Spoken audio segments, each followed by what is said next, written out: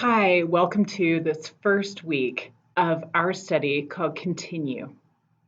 I'm so glad that you're here, and thank you for joining me as we are going to be learning together about how to continue to walk with Jesus.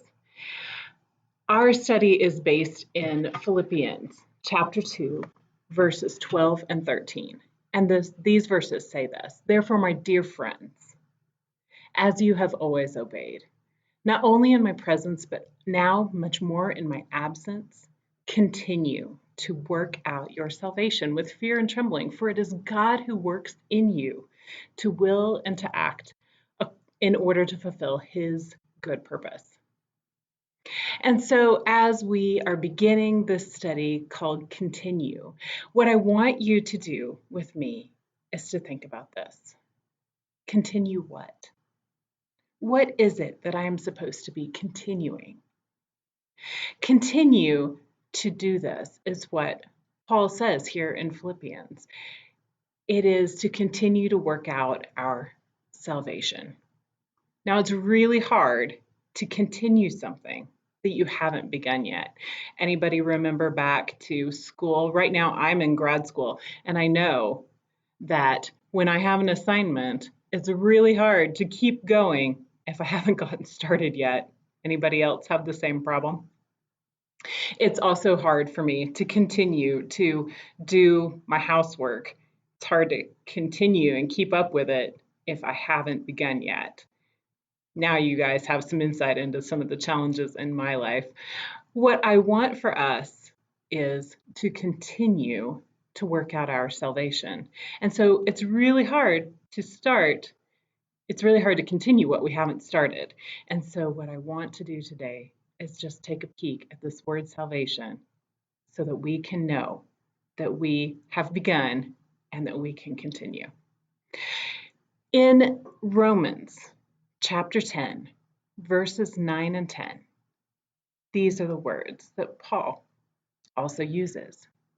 He says, if you declare with your mouth Jesus is Lord, and believe in your heart that God raised him from the dead, you will be saved. For it is with your heart that you believe and are justified, and it is with your mouth that you profess your faith and are saved.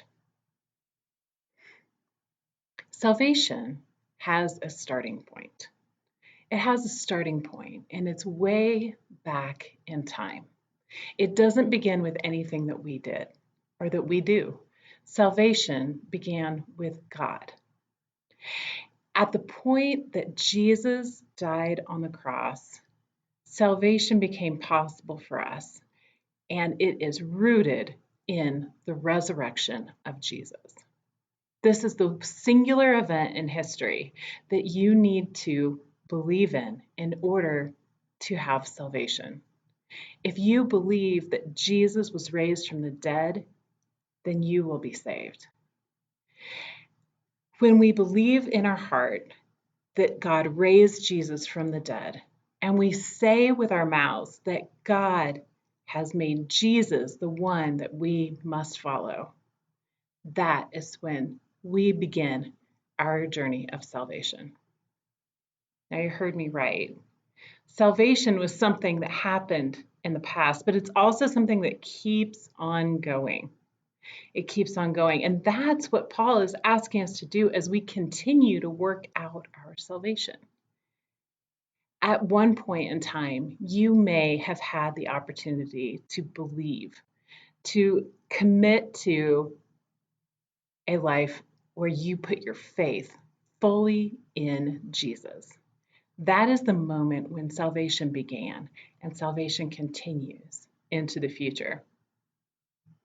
As salvation continues into the future, that is how God is working out in us, making us willing to obey the things that he has said. Today, if you have not had that moment where you decided that you were going to put your full faith in Jesus, this is the moment when you can decide to do that. You can say, Jesus is Lord, I will follow him. You can say, I believe that Jesus was raised from the dead, and you will believe and be saved. I can't see in you the fact that you have believed. I can't see in anyone the fact that they have believed in their heart. But what I can see is when people declare their faith. People declare their faith. So if you are making that decision today, if you have made that decision in the past, but you haven't told anyone, today I would invite you to just tell us.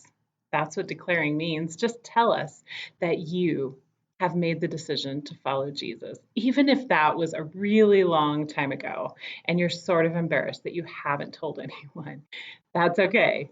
This is the day when you get to say, I'm following Jesus. Some people have also taken the additional step of sharing their faith, making their faith public by being baptized. And if that's something that you want to do, I'd love to help you get that done. Salvation is not something that we work for. Salvation is not something that we earn. Salvation is something that Jesus made possible for us way back when he died on the cross and raised from the dead. That is what makes our salvation today possible. And so I encourage you, put your full faith in Jesus. He's the one that can save you. He's the one who is raised from the dead. He's the one that will help you continue this journey of salvation.